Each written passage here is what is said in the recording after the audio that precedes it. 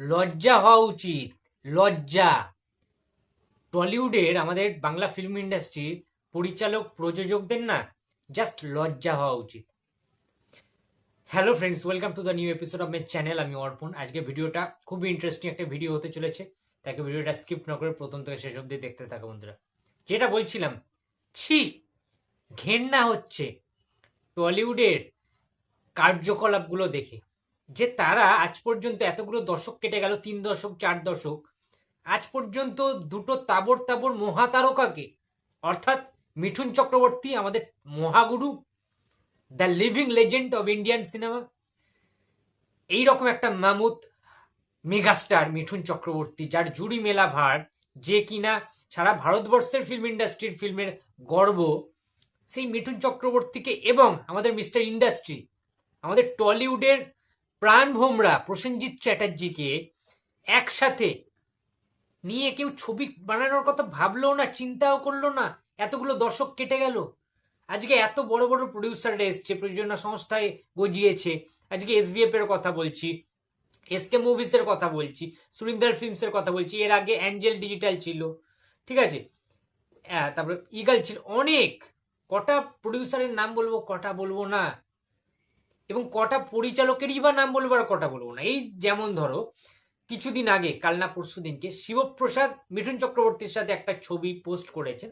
মিঠুন চক্রবর্তীকে এইভাবে ধরে রয়েছেন, খুব ভালো কথা। উইন্ডোজ থেকে তারা শিবপ্রসাদ এবং নন্দিতা দির পরিচালনায় মিঠুন চক্রবর্তীকে দিয়ে তারা প্রথমবার একটা বাংলা ছবি সাইন করিয়েছেন।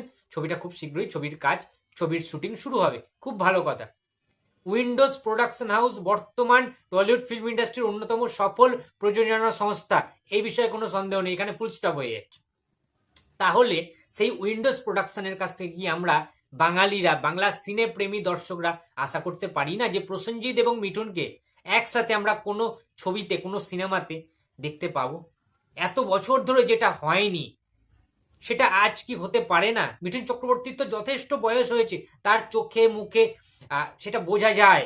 সে বারবার হসপিটালাইজড হচ্ছে, হসপিটালে ভর্তি হচ্ছেন, বিভিন্ন রোগ ব্যাধি, অসুখ বিসুখ সমস্যার মধ্যে রয়েছে, জর্জরিত অবস্থায় মিঠুন চক্রবর্তী, বিভিন্ন সমস্যায় জর্জরিত মিঠুন চক্রবর্তী রয়েছেন, আমরা সেটা জানি। বাট শেষ বয়সে এসেও সে তো দেবের সাথে, আমাদের দেবদার সাথে বেশ কিছু কাজ করলো, কমফোর্টেবল ভাবে সে কাজ করছে, প্রজাপতিতে কাজ করলো, কিংবা আমাদের খুব ভুল যদি না করে থাকে, হিরোগিরি সিনেমাটার নাম, আমাদের কাজ করেনি কি মিঠুন চক্রবর্তী দেবদার সাথে?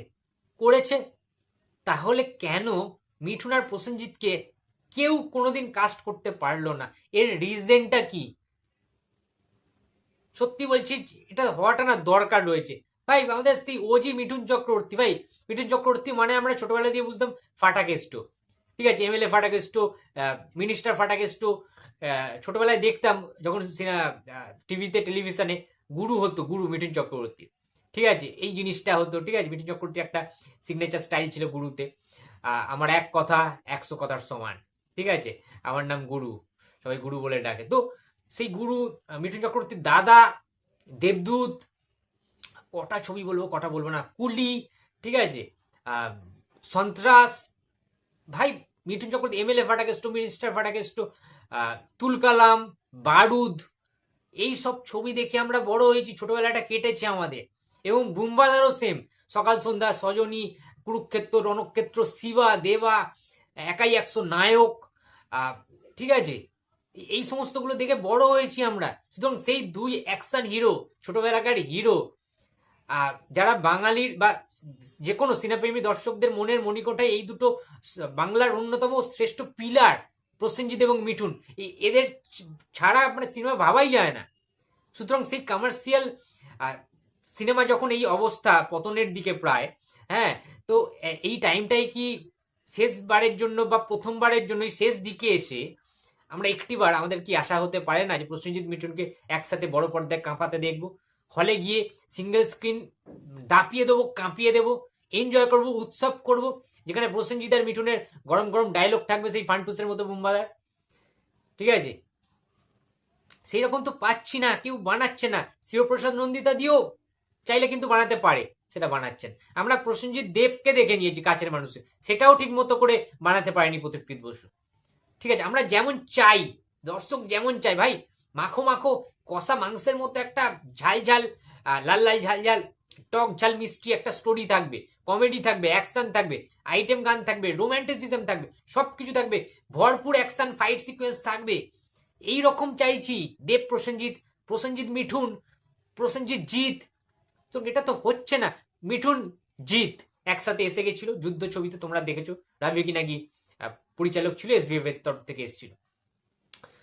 দেবের সাথে বোমবাদারও আসা হয়ে গেছে, দেবের সাথে মিঠুনেরও আসা হয়ে গেছে, জিতের সাথে প্রসেনজিতের খাকিদা বেঙ্গল চ্যাপ্টার, ওটাকে আশা বলে না। যে লেভেলের চাই আমরা সেই লেভেলে। বাট আজকে যেটা হট টপিক, প্রসেনজিতের সাথে মিঠুনকে আমরা চাই একটা সিনেমায়, একদম তুলকালামের মতো ফাইট হবে। আপনারা কি পারবেন? যদি না পারেন তাহলে আপনারা সিনেমা বানানো ছেড়ে দিন, আপনাদের দ্বারা কিচ্ছু হবে না, কিচ্ছু হবে না।